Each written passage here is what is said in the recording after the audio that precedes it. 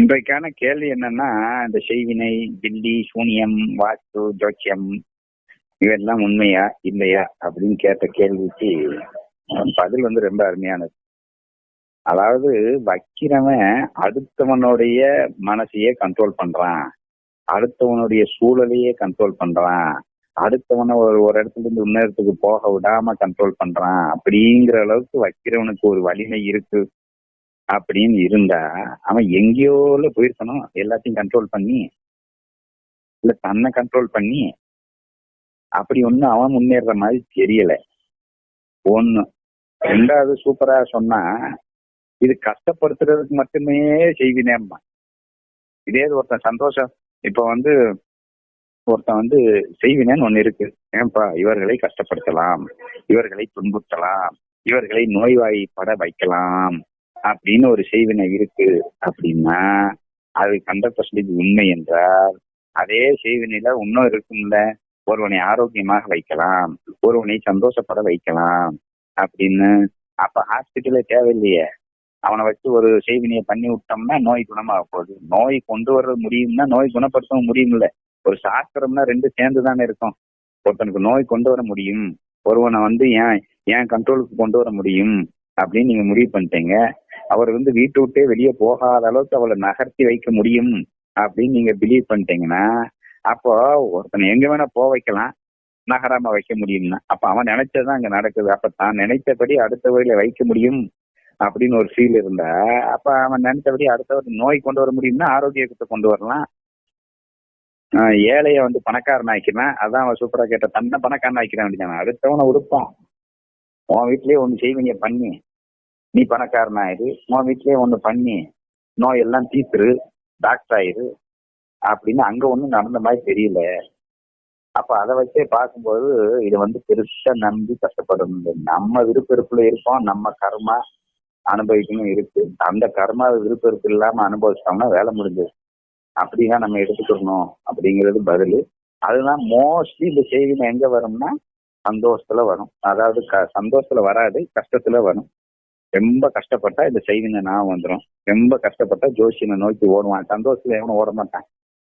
அதே மாதிரி ரொம்ப கஷ்டப்பட்டாங்கன்னா வாஸ்து நோக்கி ஓடும், வீட்டு சரியில்லையான்னு. அப்ப எவன்லாம் கஷ்டப்படுறானோ அப்ப அந்த கஷ்டத்துக்கு தீர்வு தான் மனசுக்குள்ள இருக்கு. விருப்பெருப்பு இல்லாம இருக்கணும், சமநிலையில இருக்கணும், சரண்டர்ல இருக்கணும், ஈகோ இல்லாம இருக்கணும் அப்படிங்கிறத நோக்கி போக தெரியாம ஏதோ வெளியில போறாங்க. இதை யூஸ் பண்ணிக்கிறான். அவன் யூஸ் பண்ணவன் பார்த்தா அவன் எப்பயும் போலதான் இருக்கிறான், அவன் பெரிய அம்பானி ஆகல அப்படின்னு வச்சு பார்க்கும்போது இது அவ்வளோ பெருசா நம்ப வேண்டியது இல்லை. அதுக்கு மேல எல்லாத்துக்கும் மோஸ்ட் பவர்ஃபுல்லாக குரு இருக்கிறாரு, கண்ணன் இருக்கிறாங்க, கடவுள் இருக்கிறாங்க. அவங்க எல்லாம் இருக்கும்போது நம்ம தேவையில்லாம இதுக்கெல்லாம் கவலைப்பட வேண்டிய அவசியம் இல்லை.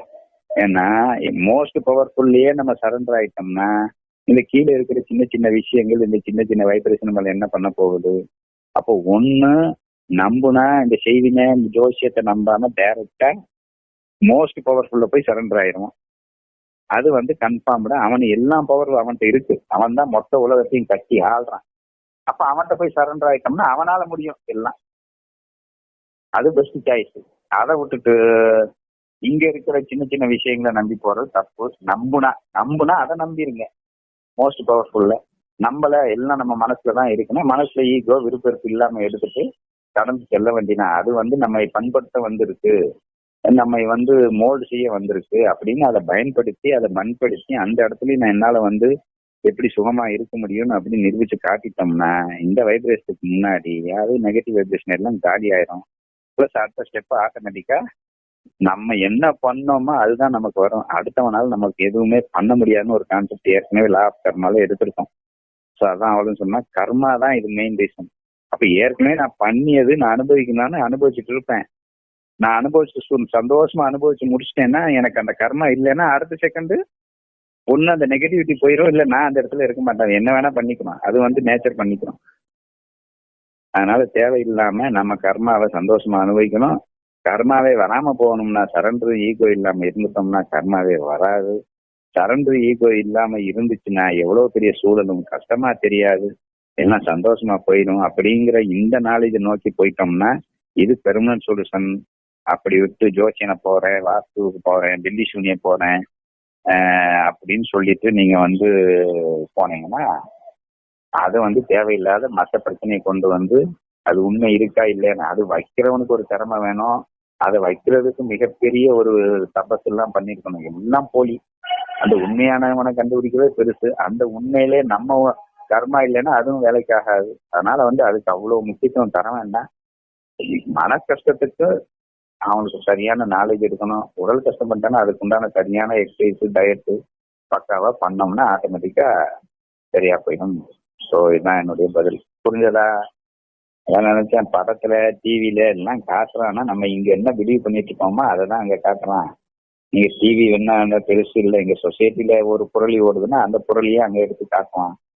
ஸோ அது வந்து சும்மா மாயேன்னு வச்சுட்டு போயிடணும். அவன் காட்டுறான், இவன் காட்டுறான், நல்லா இருக்கு, எது உண்மை எது பொய்ன்னு தெரியாது. உண்மை புரிஞ்சிருச்சு இல்ல, நம்ம கர்மா தான், நம்ம மைண்ட் செட் தான் உண்மை. ஸோ அந்த உண்மையை புரிஞ்சுக்கிட்டதுன்னா அதை மட்டும் நீங்க எடுத்து சொல்லுங்க. டிவியில காட்டுறான், அதை காட்டுறான், இவங்க சொல்றாங்க, அவங்க சொல்றாங்க, எல்லாம் சொல்லுவான். சொல்றது எந்த அளவுக்கு உண்மைன்னு யாருக்கு தெரியும்? எல்லா விஷயம் எல்லாரும் சொல்றதை நம்பிட்டாங்களா? நமக்கு என்ன இப்போ ஒரு நாளைக்கு கிளியரா புரிஞ்சிருச்சு. ஸோ மைண்ட் செட் தான். இல்ல அப்படி நீங்க நம்பணும், டில்லி சூனியனை நம்பணும்னா நான் தான் சொல்லிக்கோங்க, நம்பிட்டேன், டைரக்டா கண்ணனை நம்பிடுங்கன்னு சொல்லியாச்சே. அவனுடைய பெரிய மந்திரவாதி யாரு? அவன் சூப்பர் மந்திரவாதி. அவன்கிட்ட போய் விழுந்துருங்க. ஏன் இவன்கிட்ட போய் விழுறதுக்கு? அந்த அந்த உங்க வீட்டுல இருக்கிற அந்த டில்லி சூனியத்தை எடுக்கணும் அப்படின்னா நீங்க வந்து ஒரு மந்திரவாதியை நாடுறதுக்கு கண்ணனை நாடிருங்க. அவன் கண்ணனுக்கு எடுக்க தெரியாதா?